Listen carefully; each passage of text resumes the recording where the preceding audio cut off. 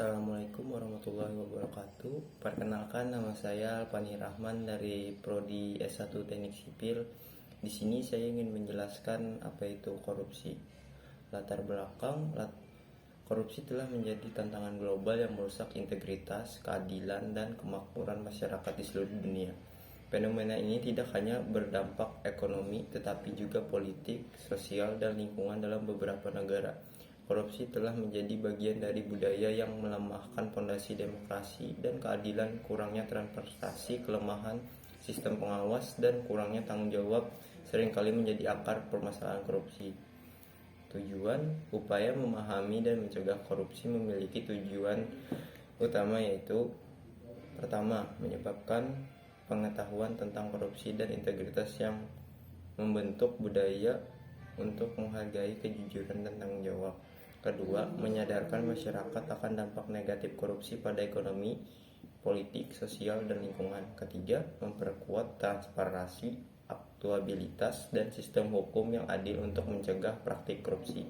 Keempat, mendorong kerjasama antar lembaga dan partisipasi aktif dari mahasiswa serta masyarakat dalam gerakan anti korupsi.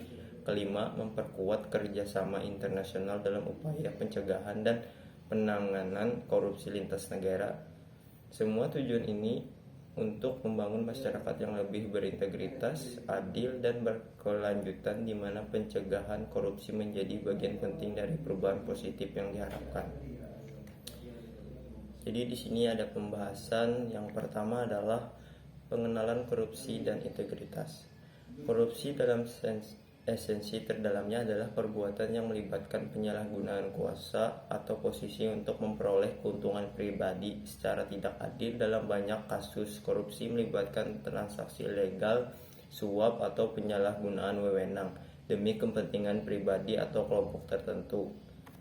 Yang kedua, faktor penyebab korupsi. Faktor yang mendorong korupsi merupakan akar permasalahan yang kompleks. Pertama-tama, kurangnya pengawasan dan transparansi dalam suatu sistem atau lembaga memberikan celah bagi tindak korupsi.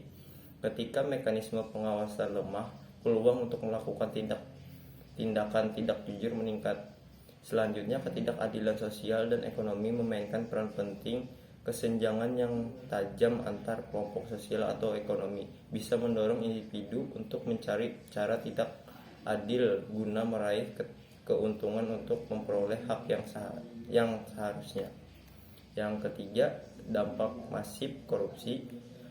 Korupsi dapat menghambat pertumbuhan ekonomi dengan mengganggu mekanisme pasar dan menghambat investasi. Anggaran yang semestinya untuk membangun infrastruktur atau layanan publik bisa diarahkan ke tangan yang salah, menyebabkan kerugian yang besar bagi pertumbuhan ekonomi.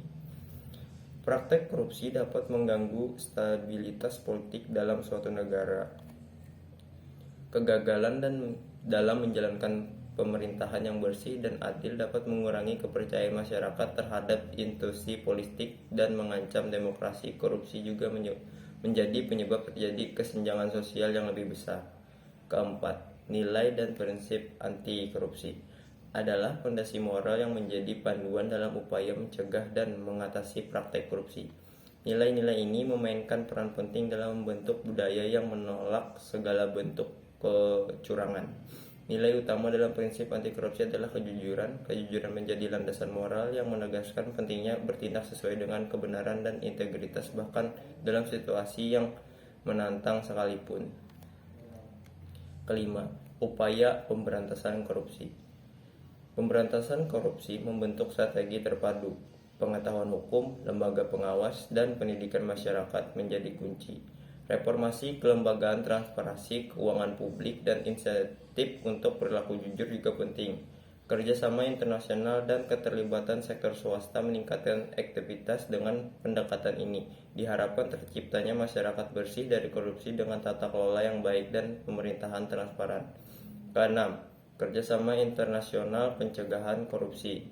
Kerjasama internasional dalam pencegahan korupsi adalah upaya untuk negara-negara mengatasi masalah korupsi yang melibatkan batas negara, pertukaran informasi, bantuan hukum, partisipasi dalam organisasi anti korupsi internasional, pengembangan kerangka hukum bersama, dan pemberdayaan lembaga internasional anti korupsi menjadi fokus utama. Kolaborasi ini memungkinkan negara-negara untuk saling berbagi pengalaman, mengordinasikan upaya penegakan hukum, dan memperkuat sistem pencegahan korupsi secara global. Keenam, kerjasama nasional pencegahan korupsi.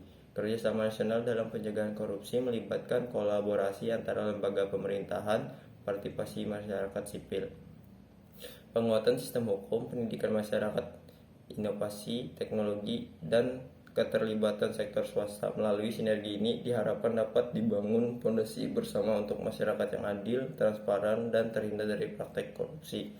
Ketujuh, tindak pidana korupsi dalam perundang-undang. Tindak pidana korupsi diatur dalam berbagai perundang-undang termasuk UU, PTK, Perda, dan PP. Ketentuan mengenai konflik kepentingan, pengelolaan dana publik, saksi, dan pemulihan aset merupakan instrumen hukum yang efektif dalam mencegah dan menindak pelanggaran integritas. Pembentukan lembaga anti korupsi juga membentuk penegakan hukum di bidang ini. Ke-8, perkembangan tindak pidana korupsi. Perkembangan tindak pidana korupsi mencerminkan dinamika masyarakat dan lingkungan bisnis. Pentingnya kesadaran membentuk lembaga anti korupsi dan adaptasi terhadap korupsi dalam era digital menjadi fokus dalam upaya pemberantasan. Perkembangan ini menunjukkan perlunya pendekatan yang terus berkembang untuk menanggapi tantangan korupsi secara efektif. 9. Korupsi dan pelayanan publik. Korupsi dalam pelayanan publik merugikan masyarakat dan merusak kepercayaan terhadap pemerintah. Upaya pencegahan melibatkan transparansi, partisipasi masyarakat, penerapan teknologi, dan penegakan hukum yang tegas.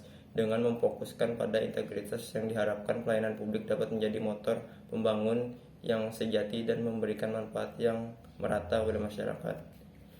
10. Peran mahasiswa dalam pencegahan korupsi.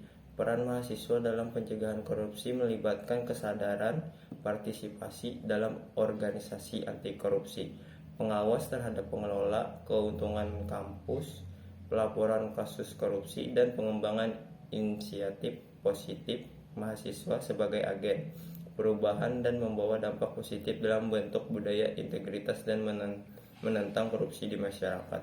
Ke-11, model pembelajaran mata kuliah anti korupsi. Model pembelajaran mata kuliah anti korupsi yang holistik dan aplikatif menciptakan lingkungan belajar yang memperkaya pemahaman mahasiswa tentang kompleksitas korupsi dengan mendukung pemahaman konseptual dan pengalaman praktis. Mahasiswa dapat membentuk sikap kritis dan berkontribusi dalam upaya pencegahan korupsi di masyarakat. Kesimpulan, upaya pencegahan dan pemberantasan korupsi merupakan upaya yang penting dalam memerangi tindak korupsi.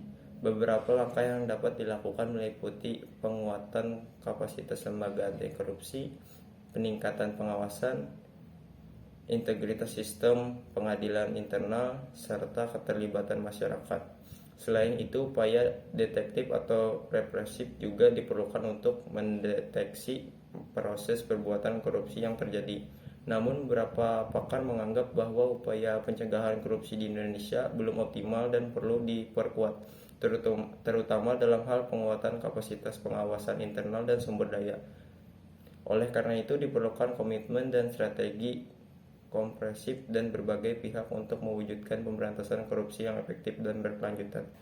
Sekian dari saya. Assalamualaikum warahmatullahi wabarakatuh.